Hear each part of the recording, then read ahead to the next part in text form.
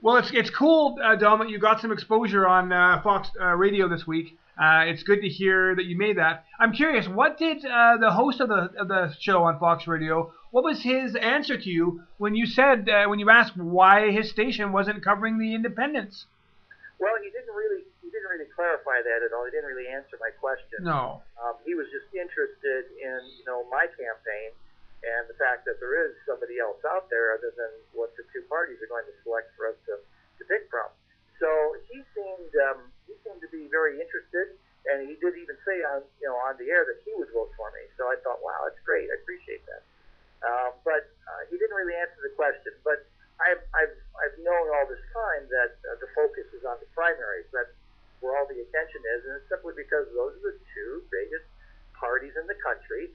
They do have a stranglehold on our government. They have all the power, and everyone wants to see who it's going to be, who the candidates are going to be. And the problem is, Americans feel that those are the only two choices they're going to have. And I've heard a lot of people already saying, on Fox and on other programs that they don't like either one. If it's going to be McCain and Hillary, or if it's going to be Obama and Romney, that it's again like selecting from the lesser of two evils, and or who I dislike the least. Exactly. So actually, what I was saying earlier, Dom, was what this election needs is a Ross Perot. Well, that's true. And Ross Perot is a good candidate. I was very interested in what he was doing as an independent. And of course, he's a I think he is a billionaire. So he had the money to spend on the campaign. But still, there's something about some politicians that I guess it's just their personality that people don't click with. And whatever that personality trait is, if the majority of the people don't like it, or don't like you, or the way you talk, or the way you look, then they just aren't going to vote for you. So it's strange the way things work like that. And I've heard people say, well, Romney looks presidential. Well, are you going to vote for somebody based on their looks? It's just but that's American. That's what we do here. We're saying. Well, I guess that's true. I was commenting earlier. There doesn't seem to be any independent candidates at all. There's been no coverage, zero, that I've seen on any independent that's running the election. And according to you, there's a bunch of them.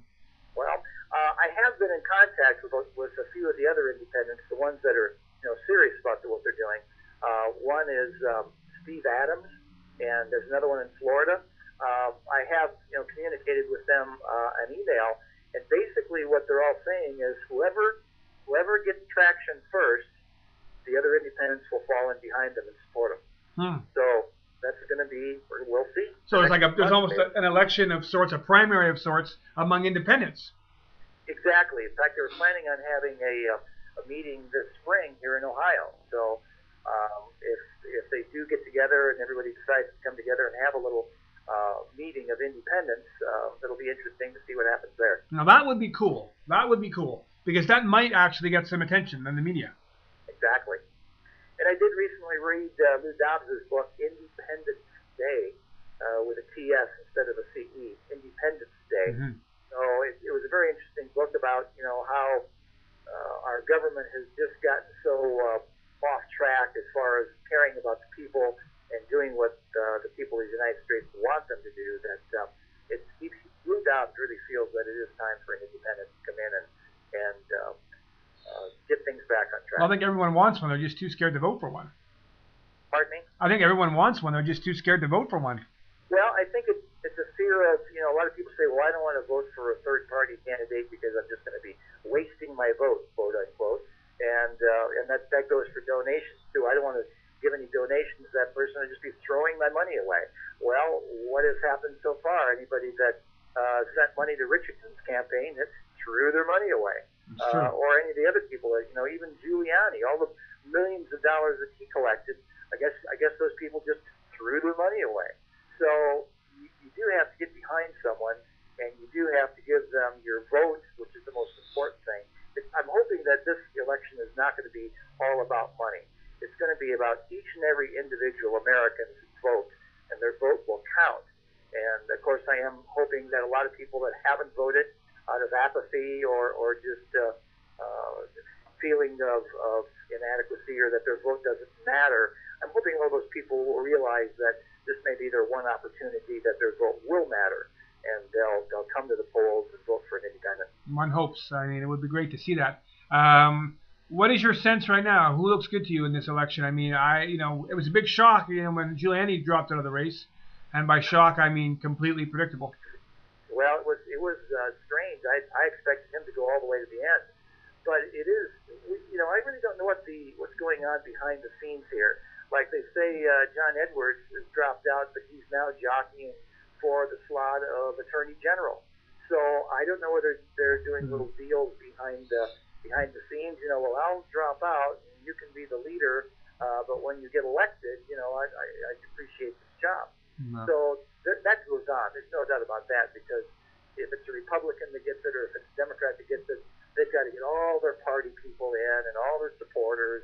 Well, that's an interesting question, Don. I mean, what if one of these Democratic or what if these Republican nominees came to you and said, hey, I like what you're doing. I've got a spot for you as Attorney General. Would you take it? I'm not an attorney, first off, but no, I would say I would use that. I would definitely use that and let people know that that I've been approached and I was offered to position or whatever to back out of the campaign. You're saying if someone offered you like Secretary of State or something, you would refuse?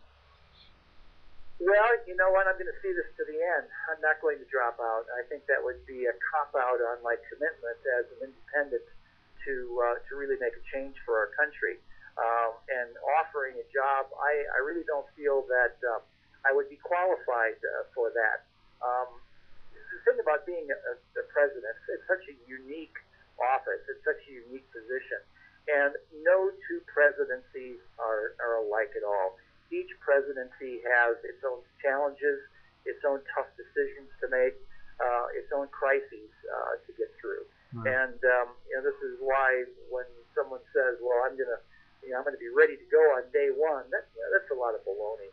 Each and every candidate out there is going to have a lot of learning to do when they get in the Oval Office. Yeah, you got to memorize those launch codes. Can't forget those.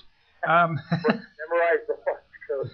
Well, you've got a guy holding that little briefcase, a military colonel holding the briefcase right next to you all the time. So. Don, I'm going to wrap this up for you here, but I want to know, again, like I'm always going to ask you, do you believe that you can win the presidency of the United States?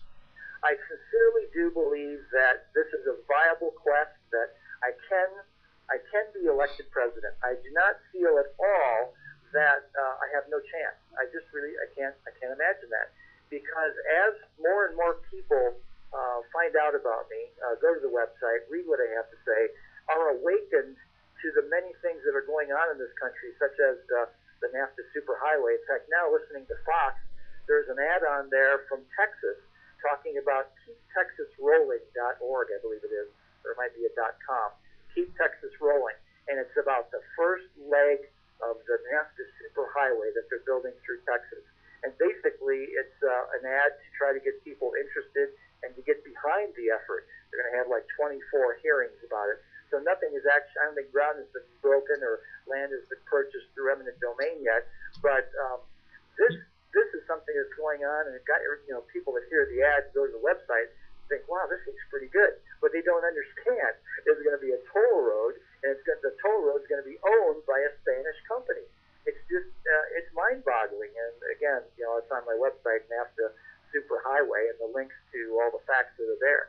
So now that Giuliani is dropped out of the race, I'm sure his law firm will be happy to continue representing the Spanish company that's going to do the building. And you expect that issues like this can help you get a spot there, because you just said you believe you can still win. I know that the more people that go to my website and learn about me will find what I stand for, what I have to say, very appealing. And the thing, too, is my website has been up for about a year now, almost a year. I think it'll be a year it is a year this month that it's been up and running. And my position statements, my positions, and my beliefs have not changed. I'm not wishy-washy.